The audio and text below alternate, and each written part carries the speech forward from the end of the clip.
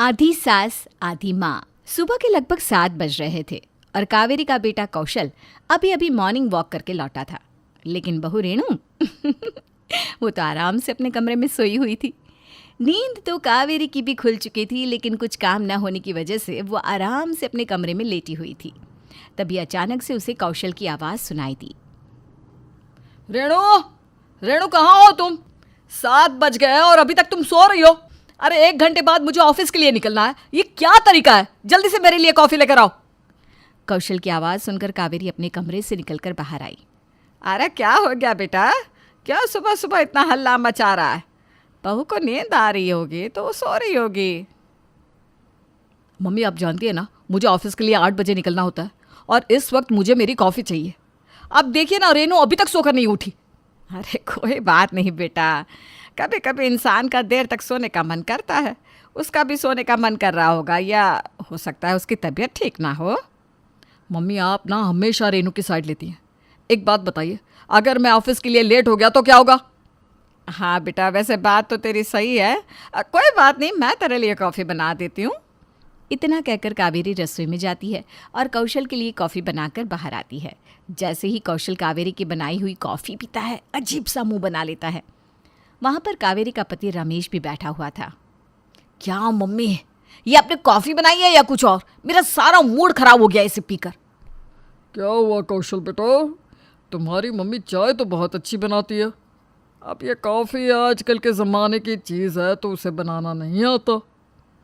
अरे वो बहू सोकर नहीं उठी ना, और मुझे लगा मेरा बेटा बिना कॉफ़ी पिए बिना नाश्ता किए ऑफिस चला जाएगा, तो मैंने बना दी। मम्मी मैं मानता हूँ कि आप खाना अच्छा बनाती है, चाय भी अच्छी बनाती है, लेकिन कॉफ़ी नहीं।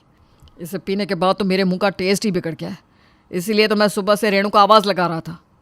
अरे लेकिन बेटा वो गहरी नींद में सो रही है ना, सोने दे उसे। घर की बहू है तो क्या हुआ, कभी कभी उसका भी तो सोने का मन कर सकता है ना। ठीक है मम्मी, आप तो अपनी बहू की सास नहीं माँ बन चुकी है। मान गया, मैं ऑफिस जा रहा हूँ। आपकी बहू रानी सोकर उठ जाए तो उसे कह देना कि मैं चला गया ऑफिस। इतना कहकर कौशल ऑफिस के लिए निकल जाता है। शाम के वक्त जब कौशल ऑफिस से लौट कर आता है तो रेणु उसके लिए खाना परोसती है। आई एम सॉरी कौशल, आज सुबह ना मैं सोकर उठ ही नहीं पाई। वो क्या ना, रात को मुझे नींद नहीं आ रही थी, बस इसलिए। नींद कैसे आएगी? सारी रात तो तुम मोबाइल फ़ोन देखती रहती हो और इसीलिए सुबह टाइम पे नहीं उठती। अरे मुझे एक ढंग की कॉफ़ी तक नहीं मिली आज।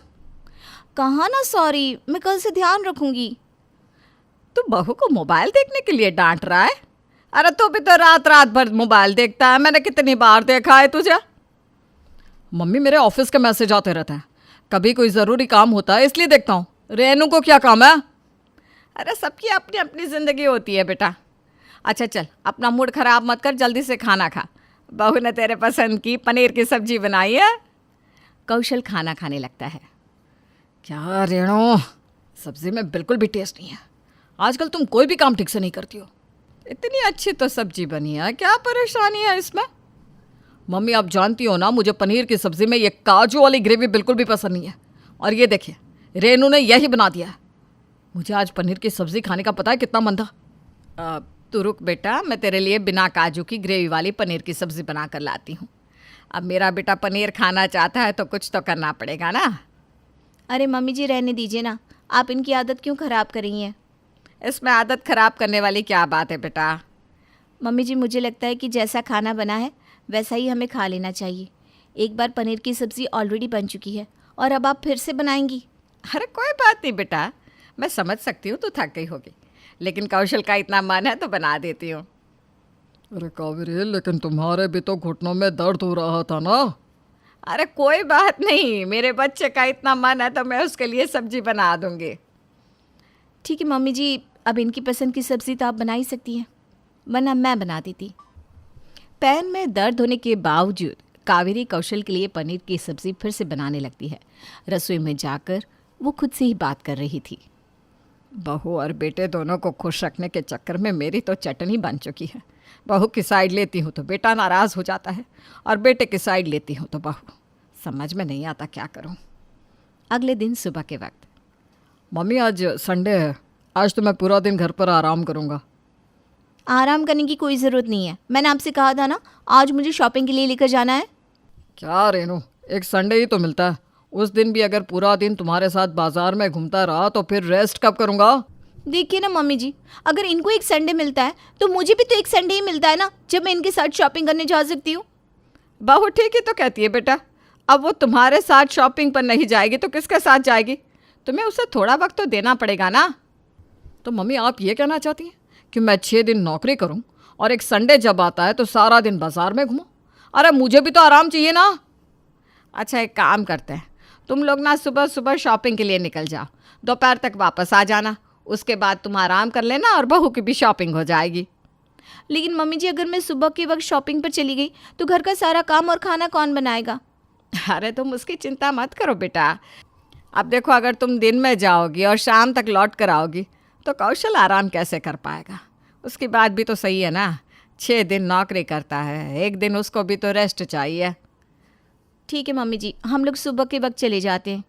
इतना कहकर रेनू और कौशल दोनों शॉपिंग पर चले जाते हैं और कावेरी को घर का सारा काम करना पड़ता है। कावेरी को घर का काम करते देख रमेश को अच्छा नहीं लगता। अरे कावेरी, अब इस उम्र में भी सारा काम तुम ही करती रहोगी तो कैसे चलेगा? तो आप ही बताइए क्या करूं मैं? कभी कभी बहू को उसकी मनमानी करने से मना कर दिया करो। अगर मैंने बहू की साइड नहीं ली तो जानते हैं क्या होगा? हमारा बेटा घर छोड़कर चला जाएगा। ऐसा क्यों कहती हो? अरे मैंने कई घरों में देखा है, बहू को अपनी तरफ रखना बहुत ज़रूरी है, लेकिन इस चक्कर में मैं अपने बेटे को दुखी नहीं देख सकती। अब बहू को शॉपिंग के लिए मना करती हूँ तो वो नाराज़ हो जाती है, और बेटे को रेस्ट करने के लिए मना करती हूँ तो वो नाराज़ हो जाता है। मैं तो बीच में पिस गई ना। मैं तुम्हारी प्रॉब्लम समझ सकता हूँ कावेरी। क्या आधी सास आधी माँ की उलझन से बाहर आ पाएगी कावेरी, या फिर बेटे और बहू के बीच पीस कर रह जाएगी? इस कहानी के पहले भाग में आपने देखा कि किस तरह कावेरी अपने बेटे कौशल और बहू रेनू की साइड लेते लेते खुद परेशान हो जाती है। आधी सास और आधी माँ के बीच फंसी कावेरी के साथ आगे क्या हुआ, देखते हैं कहानी के इस भाग में। दोपहर के वक्त रेनू और कौशल दोनों शॉपिंग करके लौटते हैं, लेकिन दोनों के चेहरे देखकर साफ पता चल रहा था कि उन दोनों के बीच झगड़ा हुआ है। क्या हुआ कौशल बेटा? बाजार घूम कर आए हो लेकिन मुंह पर 12 क्यों बजे हैं? अब क्या बताऊँ पापा, आपकी बहू ना हर एक दुकान पर 2-2 घंटा लगाती है। मैं तो थक गया इसके साथ शॉपिंग करके। हाँ पापा जी, और उसके बाद भी ये मुझे ऐसी साड़ी दिलवा कर लाए जिसका रंग मुझे बिल्कुल भी पसंद नहीं। अरे अरे लड़ना बंद करो, मुझे बताओ आखिर बात क्या है? ये देखिए मम्मी जी, मैंने 2 साड़ी खरीदी है, एक पिंक कलर की और एक ग्रीन कलर की। हाँ हाँ मम्मी, ज़रा ध्यान से देखो। ये ग्रीन कलर की साड़ी बिल्कुल भी अच्छी है क्या? मैंने कहा पिंक वाली अच्छी है, लेकिन ये तो दोनों साड़ी लेकर आ गई। मम्मी जी, ग्रीन मेरा फेवरेट कलर है, इस साड़ी में क्या प्रॉब्लम है बताओ तो। लेकिन मम्मी आप ही कहती है ना रेणु पर पिंक कलर बहुत सुंदर लगता है। देखो देखो, तुम लड़ना बंद कर दो। सारे ही रंग बहुत अच्छे हैं, और अगर रेनू को हरा रंग पसंद है तो उसे वो पहनना चाहिए। क्या मम्मी, रेणु हरे रंग में बिल्कुल भी अच्छी नहीं लगती, ये बात तो आप ही ने कही थी। अरे जाने दो ना बेटा, उसकी पसंद है। अच्छा रेनू, एक काम करो, ये दोनों साड़ियाँ रख लो और दोनों ही पहन लेना बस। ठीक है मम्मी, आपको जैसा ठीक लगे। अब मैं अपने कमरे में आराम करने जा रहा हूँ, बहुत थक गया हूँ आपकी बहू के साथ शॉपिंग करते करते। इतना कहकर कौशल वहाँ से चला जाता है। शाम के वक्त जब खाने का टाइम होता है तो रेणु किसी से फ़ोन पर बातें कर रही थी। रेणु को फ़ोन पर बातें करते देख कौशल कमरे से बाहर निकलता है। क्या हुआ कौशल बेटा, ऐसा मुंह लटका कर क्यों बैठा हुआ है? देखिए ना मम्मी, रेणु पिछले 2 घंटे से अपने मायके में फ़ोन पर बातें कर रही है। उसके भाई की शादी होने वाली है ना, बस सारा दिन उसी की प्लानिंग चलती रहती है। ऐसा होता है बेटा, अब उसके भाई की शादी है तो थोड़ी बहुत प्लानिंग तो करेगी ना। मम्मी आप अपनी बहू को कुछ समझाती क्यों नहीं? रात के खाने का वक्त हो चुका है, पापा को भी भूख लगी होगी, लेकिन आपकी बहू रानी वो तो फ़ोन पर बातें करने में लगी है। अरे जाने देना बेटा, कोई बात नहीं। तुझे भूख लगी है, चल मैं खाना बना देती हूँ। मम्मी मैं ये नहीं कहता कि आप रेणु के साथ सास के जैसा बिहेवियर करें, लेकिन फिर भी आप उसकी गलत बातों के लिए उसे समझा तो सकती हैं। लेकिन कावेरी किसी की कोई बात नहीं मानती और उसकी इस आदत के चलते धीरे धीरे रेणु अपने घर की रिस्पॉन्सिबिलिटीज़ को लेकर काफ़ी लापरवाह हो जाती है। फिर कुछ दिनों के बाद अपने भाई की शादी में जाने को लेकर कौशल और रेणु के बीच में झगड़ा हो जाता है। कावेरी जब उन दोनों को झगड़ते हुए देखती है तो उनके पास आती है। अरे क्या हो गया, इतना झगड़ क्यों रहे हो तुम दोनों सुबह सुबह? घर में कितना शोर मचा हुआ है। देखिए ना मम्मी जी, मुझे मेरे भाई की शादी में जाना है और डायमंड का नेकलेस चाहिए, लेकिन कौशल कह रहा है कि वो मुझे अभी नेकलेस नहीं दिलवा सकते। बहू तुम्हें समझना चाहिए, अगर कौशल कह रहा है तो उसकी बात मान लो ना। देखो ना मम्मी, अभी पिछले महीने कितना खर्चा हो गया। मैं रेनू को डायमंड का नेकलेस अभी नहीं दिलवा सकता।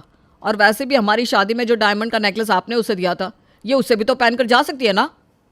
हाँ वैसे बात तो बिल्कुल ठीक है बेटा, तुम अपनी शादी वाला नेकलेस पहन लो, वो भी तो अच्छा है। लेकिन मम्मी जी वो मेरी साड़ी से मैच नहीं करता, मैं उसे पहनकर नहीं जाऊंगी। देखो बेटा, ऐसे जिद नहीं करते, ऐसे हर साड़ी के मैचिंग का डायमंड नेकलेस खरीद सके हम उतने अमीर तो नहीं है ना, तो मैं कौशल के साथ एडजस्ट कर लेना चाहिए ना। क्या मम्मी जी, आप तो हमेशा अपने बेटे की साइड लेती रहती हैं, बहू तो आपको कभी नजर ही नहीं आती। इतना कहकर रेणु वहां से नाराज होकर चली जाती है और ये बात कावेरी को अच्छी नहीं लगती। देखा मम्मी, आपने उसको कितना सर पे चढ़ा रखा है। सिर्फ आप ही की वजह से आज उसने इस तरह से बदतमीजी की है। आपको नहीं लगता आपको रेनू को थोड़ा कंट्रोल करना चाहिए? मेरी तो कुछ समझ में नहीं आता, आखिर मैं करूँ तो क्या करूँ। चल तू मेरे साथ मेरे कमरे में चल। क्यों मम्मी, क्या काम है? कावेरी कौशल को अपने साथ अपने कमरे में लेकर जाती है, फिर अलमारी खोलकर एक गोल्ड का नेकलेस निकाल कर देती है। ये मेरा सोने का हार है, इसे लेकर जा और इसे बेचकर डायमंड का नेकलेस खरीद ले, जैसा बहू को चाहिए। नहीं मम्मी, मैं ऐसा नहीं कर सकता। आपके गहने बेचकर मैं रेनू के लिए कोई नेकलेस नहीं लाने वाला। अरे मैंने कहा ना, तू लेकर जा और बहू को उसकी पसंद का डायमंड का नेकलेस दिलवा दे बेटा। और इस तरह से कावेरी कौशल की कोई बात नहीं सुनती। कुछ दिनों के बाद कावेरी की तबीयत खराब हो जाती है और वो बिस्तर पर आ जाती है। कावेरी को लगता है कि उसने हमेशा अपने बेटे और बहू की साइड ली और इस चक्कर में उसने काफ़ी ज़्यादा काम भी किया। उसे उम्मीद थी कि उसकी ऐसी हालत में उसकी बहू और बेटे उसका साथ देंगे, लेकिन कावेरी को महसूस होने लगा था कि जब से वो बीमार हुई थी, रेनू और कौशल दोनों ही उसे इग्नोर कर रहे थे। बेटा ज़रा मेरे लिए ग्लास पानी गर्म करके ले आना। मम्मी आप कौशल से क्यों नहीं कह देती? वो जब से ऑफिस से आए हैं आराम से बैठे हैं, मैं तो सुबह से घर का काम कर रही हूँ। कौशल बेटा, ज़रा एक गिलास पानी गर्म करके दे दे, मुझे दवाई लेनी है। क्या मम्मी, अभी अभी तो ऑफिस से आया हूँ और आप शुरू हो गई। अरे रेणु आपकी बहू है, और वैसे भी तो आप हमेशा रेणु रेणु करती रहती थी, अब क्या हुआ? कोई बात नहीं कावेरी, मैं तुम्हारे लिए पानी लेकर आता हूँ। मम्मी जी मैंने आपके लिए खाना बना दिया है, खा लेना। डॉक्टर ने मुझे दलिया खाने के लिए कहा था बहू, मेरे लिए दलिया बनाया है ना तुमने? क्या मम्मी जी, जब कौशल के खाने की बारी आती थी तो आप बार बार जाकर उसके लिए पनीर बनाती थी। तब मैंने इतनी मेहनत से पनीर बनाया है, वही खा लीजिए, दोबारा दलिया बनाने की मेरी हिम्मत नहीं है। अरे मम्मी, मैं आपको कितना समझाता था, खाने पीने का ध्यान रखो ध्यान रखो। अब दलिया खाने से क्या होगा?